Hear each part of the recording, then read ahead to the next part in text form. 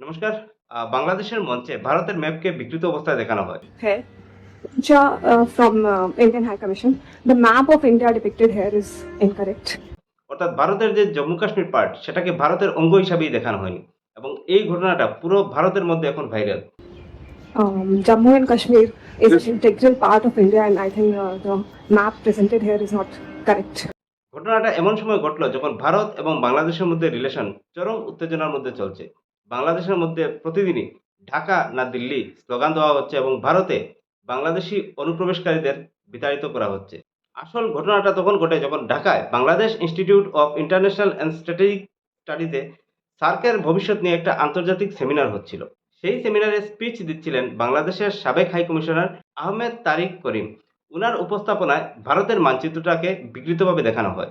ওই সময় যে মানচিত্র দেখানো হয় সেই মানচিত্রে জম্মু কাশ্মীরকে ভারতের অংশ হিসাবেই দেখানো হয়নি এবং ভারতের পক্ষ থেকে এটা তথ্যগত ভুল হিসাবে দাবি করা হয়। The map presented here is not correct.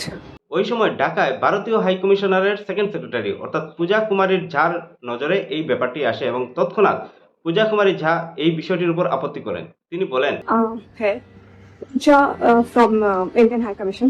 The map of India depicted here is incorrect. Jammu and Kashmir is an integral part of India, and I think the map presented here is not correct. অর্থাৎ জম্মু কাশ্মীর ভারতের অবিচ্ছেদ্য একটা অঙ্গ এবং পূজা কুমারী ঝার এই বিতর্কের পর কিছু সময় এই সেমিনারে বিতর্ক একটা সৃষ্টি হয়। তারপরে যদিও তারিক করিম এটা ব্যাখ্যা দেন যে এই উপস্থাপনা শুধু রিপ্রেজেন্টেশনাল পারপাসের জন্য ব্যবহার করা হয়েছে, এটি আন্তর্জাতিক সীমানা নির্ধারণের উদ্দেশ্যে নয়। This map is for representational purposes. It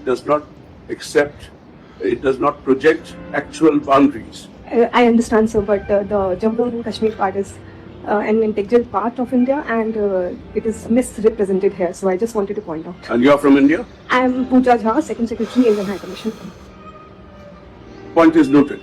Thank you. Thank you. কিন্তু ব্যাপার হলো এরকম শিক্ষিত মানুষের মধ্যে যেখানে সার্কের মতো ইম্পর্টেন্ট টপিক নিয়ে ডিসকাস হচ্ছে, তাও ইন্টারন্যাশনাল সেমিনারে, সেই সেমিনারে ভারতের ম্যাপকে বিকৃতভাবে দেখানোর আগে একবার যাচাই করা উচিত ছিল যে ভারতের ম্যাপটা সঠিকভাবে দেখানো আছে কিনা। আর যদি এরকম না হয় তাহলে কোনো ইন্টারন্যাশনাল মঞ্চে বাংলাদেশকে যদি ভারতের ভূখণ্ড হিসাবে দেখানো হয় এবং পরে ব্যাখ্যা দেওয়া হয়, এক্সপ্লেনেশন দেওয়া হয় যে it is for representational purpose only, এই ম্যাপের মাধ্যমে কোনো আন্তর্জাতিক সীমানা নির্ধারণ করা যাবে না, তাহলে সবাই মেনে নেবে তো?